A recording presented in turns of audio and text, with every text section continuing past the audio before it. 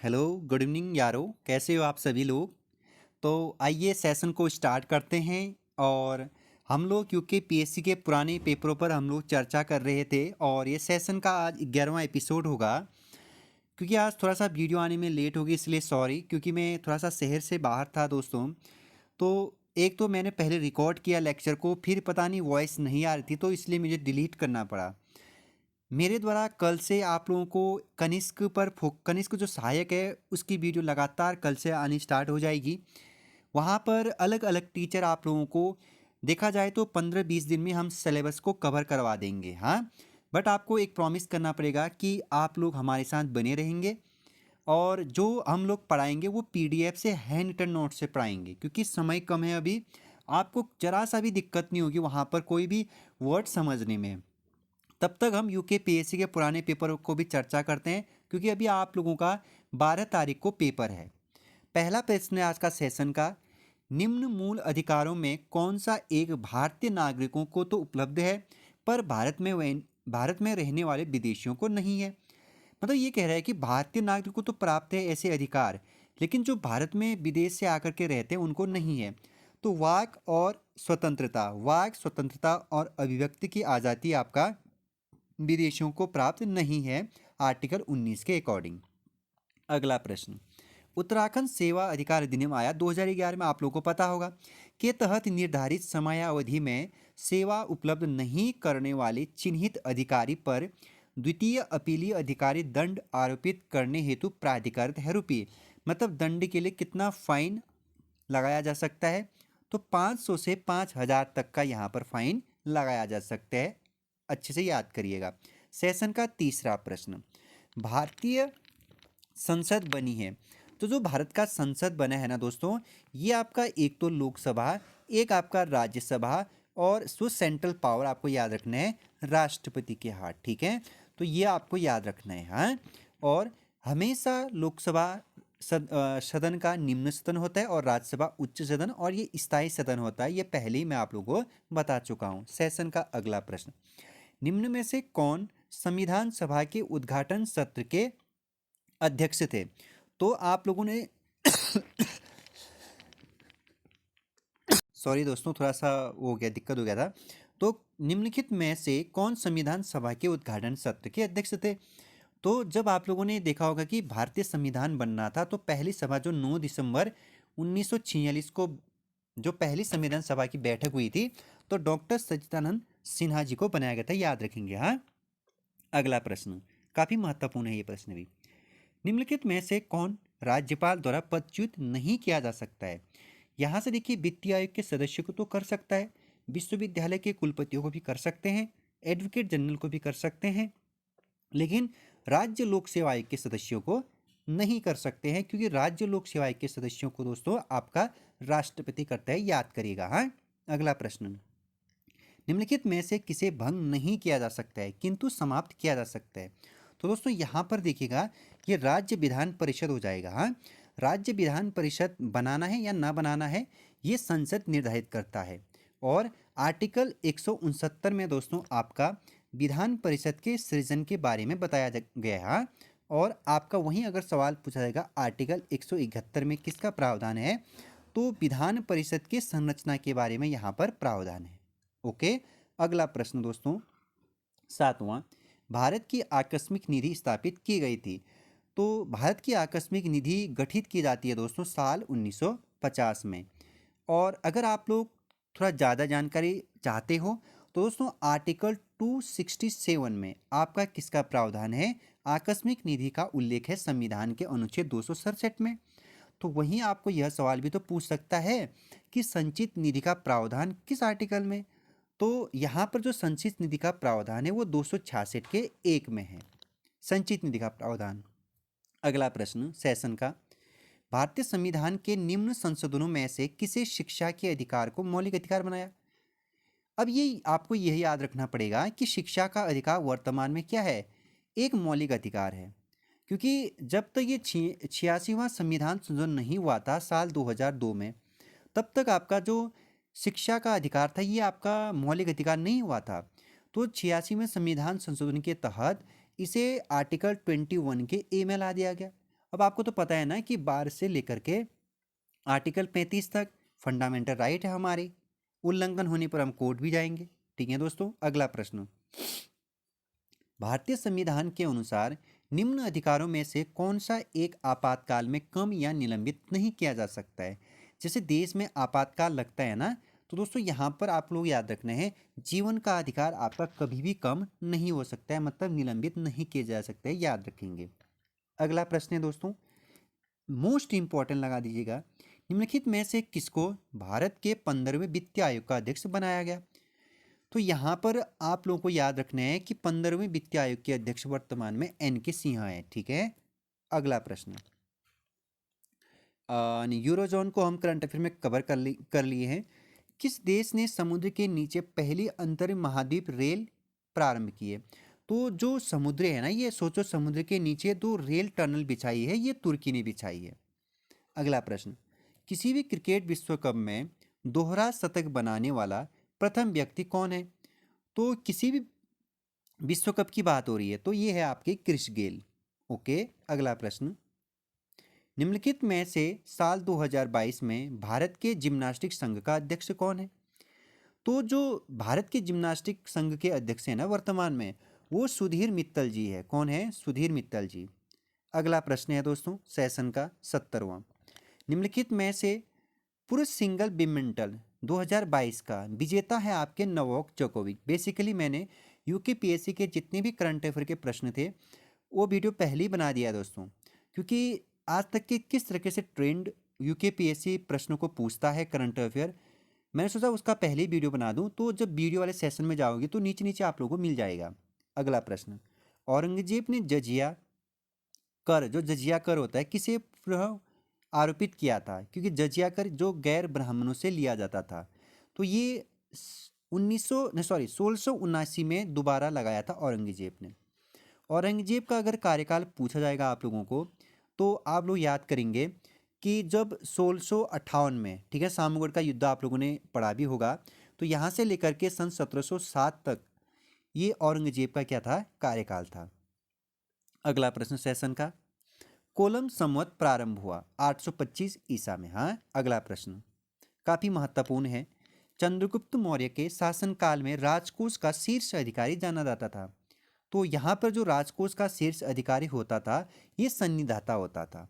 आप लोग बहुत अच्छे से इस वीडियो को सुन रहे होंगे, बहुत मज़े से सुनना है, कानों में हेडफोन डाले हुए हो आप लोग। ठीक है, आजकल तो आप लोगों का देखा होगा कि वो जो भी होता है वो गले में लटकाते हैं दोस्तों, वो वाला सबके पास है, तो आप लोगों के पास भी होगा। नहीं है कोई बात नहीं, 100 रुपये में हेडफोन लीजिए दोस्तों, तो बढ़िया तरीके से सुनना है, मज़े से सुनना है। हाँ, अगला प्रश्न, कौन सा भारत का प्राचीनतम मंदिर है? अब यहाँ पर आपको ढूंढना है कि इनमें से कौन सा प्राचीन मंदिर है, तो ये जयपुर का बैराट है। ओके, अगला प्रश्न है, सुभाष चंद्र बोस ने दिल्ली चलो का नारा किस देश से दिया था?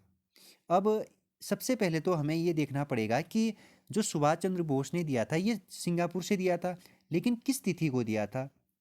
तो आपकी जानकारी के लिए बता देता हूँ, ये 5 जुलाई को, 5 जुलाई 1943 को आपका सुभाष चंद्र बोस जी ने दिल्ली चलो का नारा दिया था।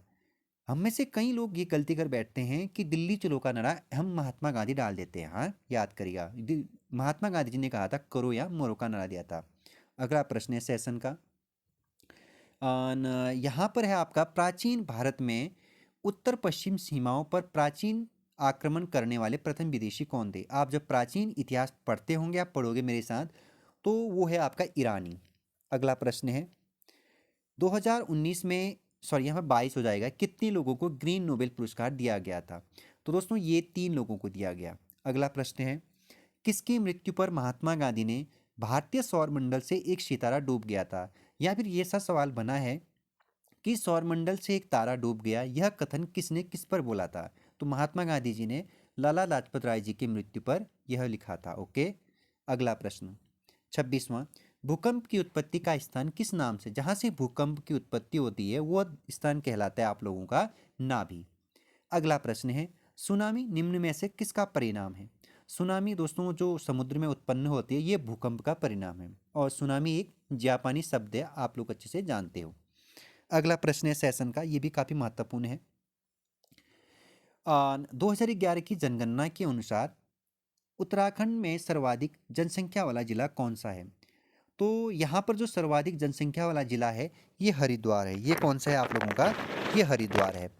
और वहीं सबसे कम पूछ जाएगा तो रुद्रप्रयाग आप लोग डालेंगे। देखिए जनगणना आप लोगों को किसी भी हालत में रट देना है। सच कहूँ तो बार बार यहाँ से 2-3 सवाल लोक सेवा आयोग बनाता ही है और नेक्स्ट एग्जाम में भी बनाएगा। अगला प्रश्न है, ओबरा बांध किस नदी पर बनाया गया है? तो ओबरा बांध आप लोगों का उत्तर प्रदेश में है और ये है रिहंद नदी पर। अगला प्रश्न है सेशन का, भारत में सर्वाधिक रबर उत्पादन करने वाला राज्य है। तो यहाँ पर भारत में सर्वाधिक रबर उत्पादन करने वाला राज्य है आपका केरल। ठीक है। नेक्स्ट है आपका 31वां प्रश्न, मैकमोहन रेखा मध्य में है, मतलब मैकमोहन रेखा किन दो देशों के मध्य में है? और ये है आपका भारत और चीन के मध्य में। तो आपको यह सवाल बन सकता है आपके लिए कि जो मैकमोहन रेखा है इसका निर्धारण कब किया गया था, क्योंकि ऑप्शन से ही सवाल बना रहे, प्रश्न से ही सवाल बनते हैं, आयोग ऐसा ही कर रहे हैं इस बार। तो ये आप लोगों का 1914 में निर्धारित किया गया था सर हेनरी मैकडोनाल्ड के द्वारा। ठीक है, मैकमोहन के द्वारा, सर हेनरी, ठीक है, सर हेनरी मैकमोहन के द्वारा। वहीं भारत एवं पाकिस्तान के मध्य में जो रेखा खींची गई थी रेड क्लिप, ये 1947 में। ये कब खींची गई थी? 1947 में। आप लोग काफ़ी टैलेंटेड हो गए हो क्योंकि आप लोग तैयारी कर रहे हो आजकल और पढ़ना भी है दोस्तों हमें। ठीक है, उत्तराखंड में नहीं तो कहीं और हमें ट्राई करना पड़ेगा। नेक्स्ट, धान का कटोरा कहलाता है किस क्षेत्र में? तो ये जो कृष्णा और गोदावरी का इलाका कहलाता है, ये जो दोआब गंगा दोआब का क्षेत्र दोस्तों, यहाँ पर आपका कृष्णा गोदावरी वाला, तो ये कहलाता है आपका धान का कटोरा। बेसिकली हम छत्तीसगढ़ को भी कहते हैं, याद रखिएगा। अगला प्रश्न, शिवा समुद्रम जलप्रपात किस नदी पर है? तो देखा होगा आप लोगों ने कि पुलिस में ही बना था ये सवाल। तो ये कावेरी पर है। किस पर है? कावेरी पर। और अगर यह सवाल बनेगा कि शिवा समुद्रम जलप्रपात किस राज्य में है, तो ये कर्नाटक सीमा पर है। किस राज्य में दोस्तों?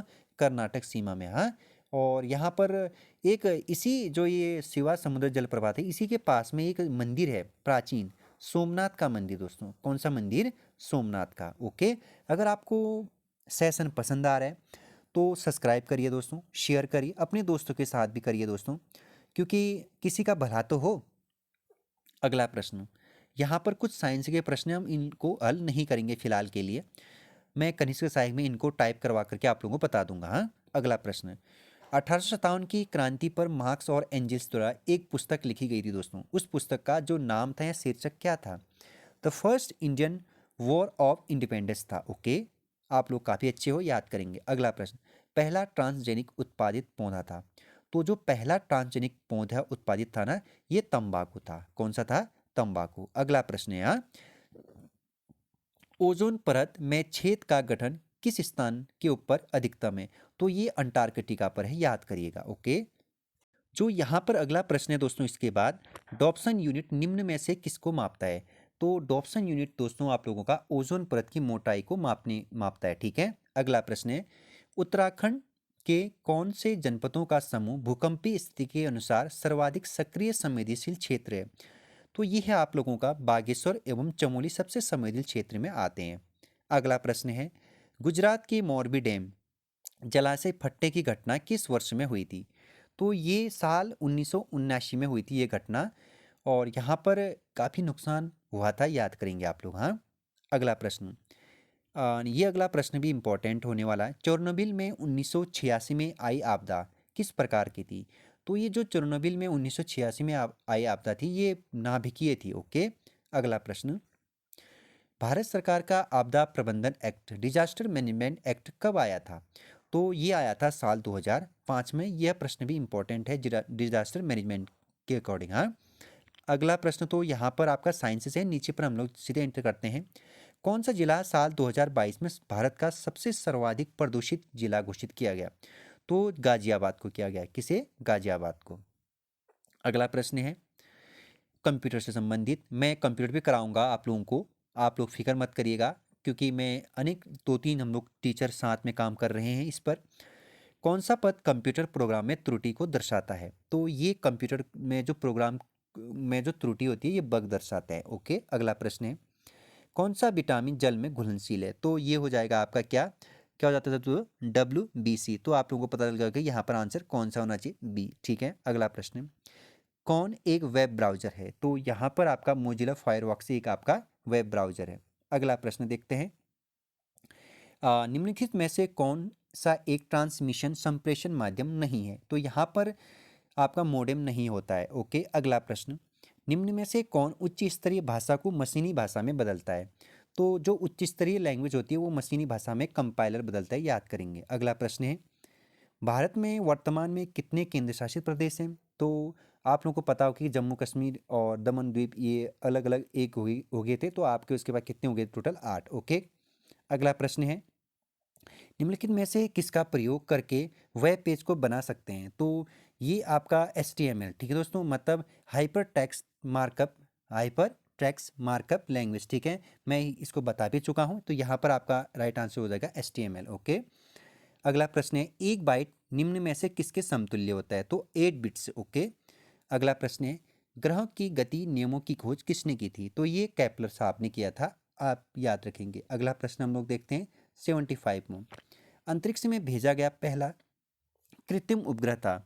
तो ये था आपका स्पुतनिक। और आपको यह जानना भी पड़ेगा कि स्पुतनिक को कब भेजा गया था? 1957 में। ओके, आप लोग एडिशनल जानकारी हमेशा याद रखिए दोस्तों। जो भी प्रश्न आप MCQ करते हो तो उससे संबंधित जितने भी फैक्ट होते हैं याद करने की कोशिश करिएगा। भारतीय अंतरिक्ष कार्यक्रम प्रारंभ हुआ था? तो ये 1962 में हुआ था। ओके, और आप लोग को याद रखना है। अगला प्रश्न, हेली के धूमकेतु अंतिम बार दिखाई दिया था वर्ष 1986 में।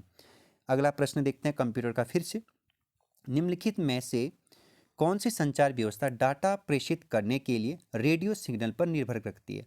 तो ये फायरलेस, ठीक है, वायरलेस, सॉरी, तो ये कह रहे कि रेडियो सिग्नल पर निर्भर करती है, तो यहाँ पर आपका वायरलेस होगा। हाँ, अगला प्रश्न देखते हैं दोस्तों, यहाँ पर जो है एकमात्र सैनिक जिसने भारतीय वायुसेना द्वारा साल 2013 की केदारनाथ आपदा में आई गई और जो केदारनाथ आपदा में चलाई गई मदद अभियान था उसमें महत्वपूर्ण योगदान दिया था, तो योगेंद्र राणा ने। आप लोगों को पता होगा कि केदारनाथ में जो मंदाकिनी नदी उफान पर थे 2013 में, उन्होंने उस नदी ने केदारनाथ में रुद्रप्रयाग में बहुत तबाही मचाई थी। अगला प्रश्न है, कवि वीरेंद्र डंगवाल का जन्म कहाँ हुआ था? तो इनका जन्म हुआ था कीर्तिनगर जनपद टिहरी गढ़वाल में। अगला प्रश्न है 82वां, मिस दिवा 2022 का खिताब किसने जीता? तो दिविता रॉय जी ने जीता। अगला प्रश्न है, कत्यूरी शासकों की राजधानी थी? तो कत्यूरी शासकों की राजधानी थी आप लोगों की कार्तिकेयपुर। कार्तिकेयपुर नामक स्थान चमोली के जोशीमठ में स्थित है। ओके, और मैंने आप लोगों को बताया था कि कार्तिकेयपुर का जो संस्थापक है ये कार्तिकेयपुर राजवंश का, तो वो है आपका बसंतन देव। हाँ, और आप लोगों को मैंने ये भी बताया था कि किस तरीके से कार्तिकेयपुर राजवंश यहाँ ये बागेश्वर में किस तरीके से परिवर्तन हुआ, क्यों यहाँ आए ये लोग, ये पूरा रामायण महाभारत मैंने आप लोगों को बता रखा है। तो अगर आप लोगों को वो अच्छे से वो कहानी सुननी है दोस्तों, तो आप हमारे प्लेलिस्ट में जाएंगे, वहाँ पर कार्तिकेयपुर राजवंश की आपको क्या मिल जाएगी? वीडियो मिल जाएगी। अगला प्रश्न है, टिहरी रियासत के अंतिम नरेश कौन थे? तो मानवेंद्र शाह थे। ओके, और थोड़ा बहुत मानवेंद्र शाह पर जानकारी प्राप्त कर लेते हैं। उससे पहले टिहरी रियासत, देखिए 6 शासक होते हैं यहाँ। कितने शासक? 6। टिहरी रियासत का गठन 1815 में। ओके, और आपको पता भी होना चाहिए 28 दिसंबर। और मानवेंद्र शाह के पिता का नाम नरेंद्र शाह, मानवेंद्र शाह की माताजी का नाम कमलेंदुमती शाह, और मानवेंद्र शाह का जन्म हुआ था आप लोगों का दोस्तों, ये हुआ था 26 मई 1921 को। 26 मई 1921 को याद रखें, कहाँ हुआ था? टिहरी में। ठीक है, और इसके बाद आप लोगों को याद रखना है कि मानवेंद्र शाह की पत्नी का नाम क्या था? इंदिरा। क्या था? इंदिरा। ओके, और मानवेंद्र शाह का राज्याभिषेक हुआ था 25 अक्टूबर 1946 को। 1946 को। ओके दोस्तों, अगला प्रश्न, यहाँ पर जो अगला प्रश्न है ये यह आपका नीति आयोग के CEO को पूछ रहा है। तो परमेश्वर अय्यर जी वर्तमान नीति आयोग के CEO है, याद करेंगे। अगला प्रश्न है, उत्तराखंड में शिवालिक श्रेणियों के दक्षिण में स्थित भ्रंश रेखा को कहा जाता है? जो शिवालिक श्रेणी के दक्षिण में स्थित भ्रंश रेखा है उसको कहते हैं हिमालय अग्रभ्रंश। ओके, अगला प्रश्न है, उत्तराखंड में निम्नलिखित में से कौन ऊर्जा का मुख्य स्रोत है?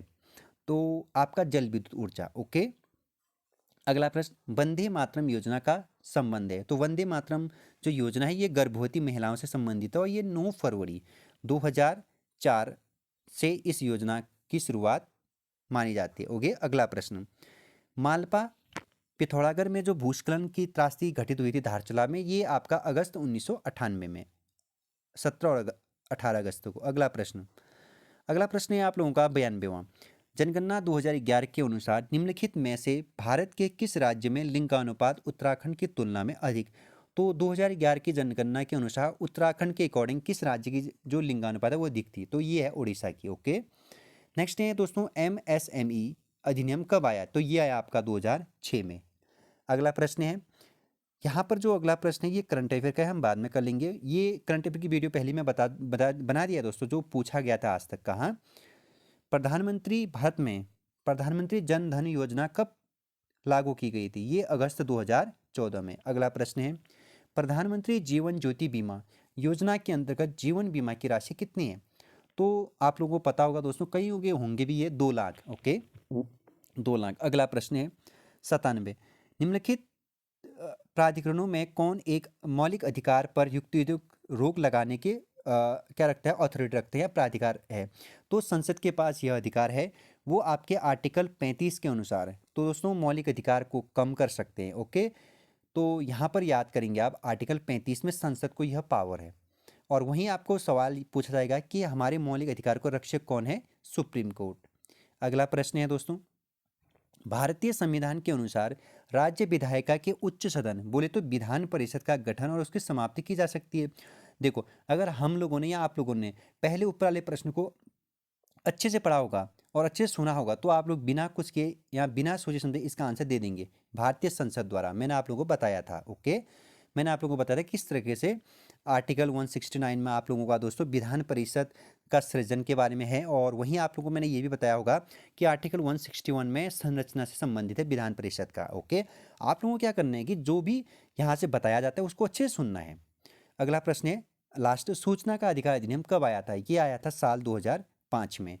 ठीक है, आज के लिए तो इतना ही दोस्तों। कल हम एक नए सिरे से इस सेशन को आगे स्टार्ट करेंगे, फिर से एक नई वीडियो के साथ।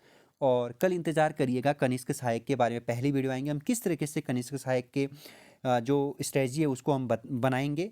ठीक है, और अधिक से अधिक इस वीडियो को शेयर करिए दोस्तों। अगर आपको हेल्पफुल लग रहा है, तो आपको अगर फ़ायदा हो रहा है जरा सा भी, अगर आपको एक भी क्वेश्चन आया तो आप सब्सक्राइब करिए। अन्यथा दोस्तों थोड़ा बनिए रहिए, चैनल को इंतज़ार करिए। ठीक है, सब्सक्राइब करने का इंतज़ार करना है और मैं भी आप लोगों का इंतज़ार करूँगा दोस्तों, सब्सक्राइब कब हमारा ये परिवार बढ़ जाए।